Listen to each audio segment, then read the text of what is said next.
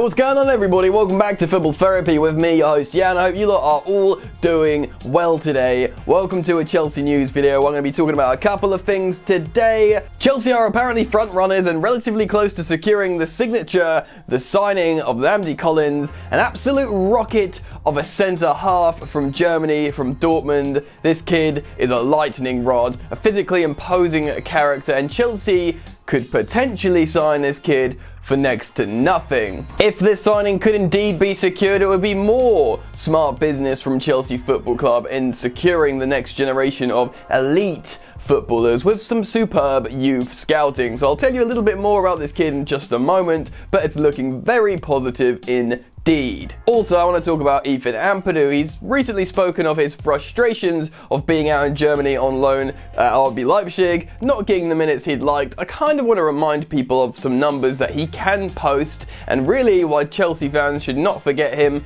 and how he could be another option at centre half.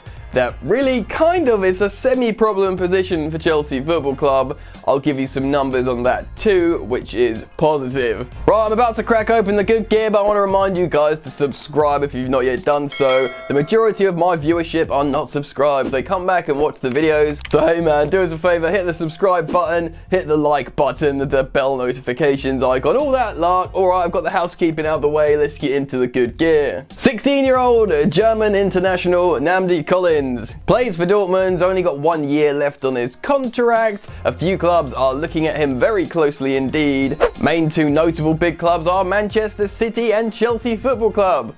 The two clubs in England that have the best academies and youth development. But if we are to believe German news outlet Bild, they are reporting that Chelsea Football Club are front runners for the signing of this youngster. Collins is a physical specimen at just the age of 16, and he plays for the under-16s and captains his side. Big, imposing, authoritative character. Kind of everything that you want in a centre half. Very highly rated, of course, but the most interesting thing about Collins is he's an absolute rocket. Yes, indeed, this kid runs very, very, very, very fast. Over in Dortmund, this kid can run 30 meters in just 3.8 seconds. That's right, 3.8 seconds. That sounds incredibly fast indeed, doesn't it? That's because it is. That's pretty much the same record as Pierre-Emerick Aubameyang, and we all know Aubameyang as an elite rocket, a lightning bolt indeed. This kid is pretty much matching it, and he is 16 years old. Of course, your body is still yet to develop at 16, and you have not reached your peak physical powers, so you can bet your bottom dollar, mate,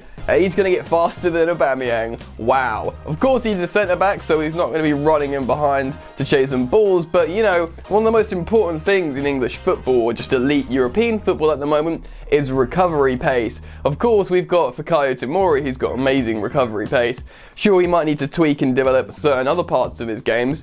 Also very young. They could be a centre-back partnership in, like, I don't know, 5 years or whatever. Imagine those two running back. Even if you split like defenders and you think you're through, these lightning kids well, Tomori won't be a kid by then, but you know what I'm saying, they'll just be all over you. The ball has been recovered, possession's been turned over, everybody stay calm, everything's okay.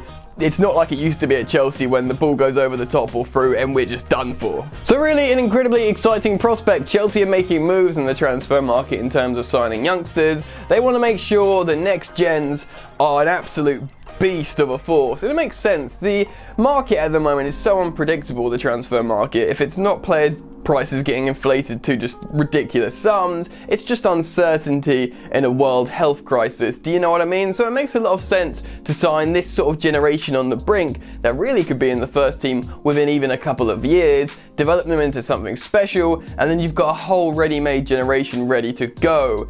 Chelsea are smart. Whether this signing will be completed or not, I'm not so sure. I'm merely reporting on the news headlines rotating around Chelsea media these last couple of days, insinuating that Chelsea are indeed front runners. So we'll see what happens, but in terms of the player profile itself for the youngster, looks very good indeed. And if Chelsea can nab this kid, it can only mean good things, so fingers crossed. Next up, Ampadu. If you watch Football Therapy, you will know that this is one of my personal favourites for Chelsea players. Very, very headstrong player, aggressive in the tackle, very technical, good distribution, and just generally a very promising young player, whether he's playing centre-half or defensive midfield. Of course, he starts for Wales in defensive midfield, spraying long balls to the likes of Gareth Bale, and less so Dan James.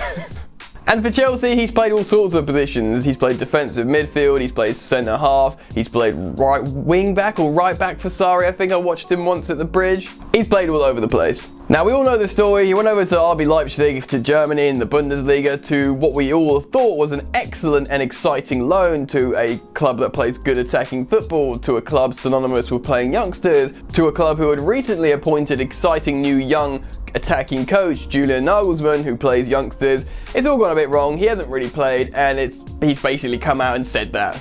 He's spoken of his frustrations, even though he's saying all the right things of, I have no regrets, because perhaps he doesn't. It's probably like a learning experience regardless, right? Going over to another country, seeing other players train, talking to other coaches, and he's had about 7 appearances out there. Not a lot. But we know he absolutely dismantled Tottenham's attack in the Champions League. In the Champions League, away from home. He was brought in as an emergency centre-half because they were having a bit of a defensive crisis, and he more than held his own with an excellent performance against Tottenham. In that game, his performance earned him a 7.2 rating on Who Scored. Now, I know a lot of you don't like the Who Scored rating, and that's fine, but I'm just going to use it as a sort of reference point for this game. 7.2. On average, Chelsea centre-halves get about 6.7, and that's their more seasoned centre-halves. So they gave him a really good rating, and to be honest, his metrics in that game back it up against the Champions League side in Tottenham on a Champions League night away from home. Ampadu made 5 tackles and interceptions in that game, which is a high number indeed, and made 3 clearances, 7 long balls, so he was still dictating play by playing long distributed passes / crosses. And another amazing thing with all this, he saw a lot of the ball, made a lot of passes, but he still maintained a quite frankly very, very, very impressive 95% passing accuracy. So he had a very good game, his stats back it up, but I wanted to mention this game because it was a high profile game. It was the Champions League at the Tottenham Hotspur Stadium, a still relatively new grand stadium with the world watching,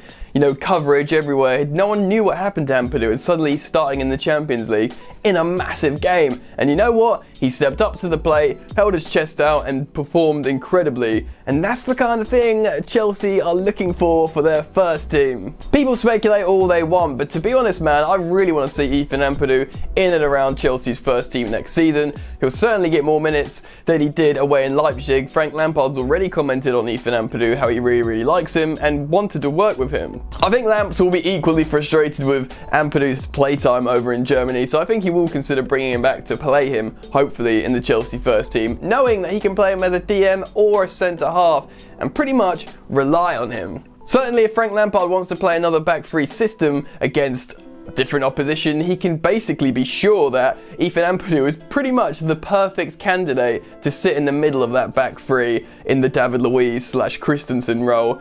I think he could be an absolute baller there, a superb option, still young, his versatility is only a plus for him. I think he should be in the Chelsea first team next season. I think Chelsea probably will sell a centre-back, maybe, who knows, Chelsea can have a lot of centre-backs.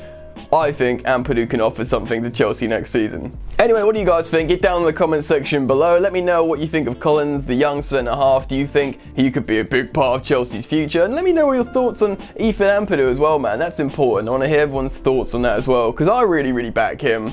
Also, quick shout out to Jan's Yard, my other YouTube channel, where I'm doing daily, that's right, daily lockdown live streams of FIFA 20 every day at 6 PM, so you better come and hang out and show your support, man. It's loads of fun. We're building a Chelsea team together. I'll put a link in the top of the description, so do go check it out. Other than that, man, feel free to follow me on social media at Football Yannick on both Instagram and Twitter. That's it from me, you lot. Enjoy the football that's not happening, and I will see you later. You ain't so tough with that bad boy talk. I'ma get it how I'm living, I'ma walk the walk. Outline my lines, I rap through thought. Body bag the verse, outlined in chalk. In my life seen trouble, hustle on the double, silence on the trigger like my pick got a muzzle. Yo, chick like to guzzle, bad boy stay in trouble. I only love this paper, sorry I don't. I laugh me, baby. In my life seen trouble, hustle on the double, silence on the trigger like my pick got a muzzle. Yo, chick like to guzzle, bad boy stay in trouble. I only love this paper, sorry I don't. I laugh me, baby.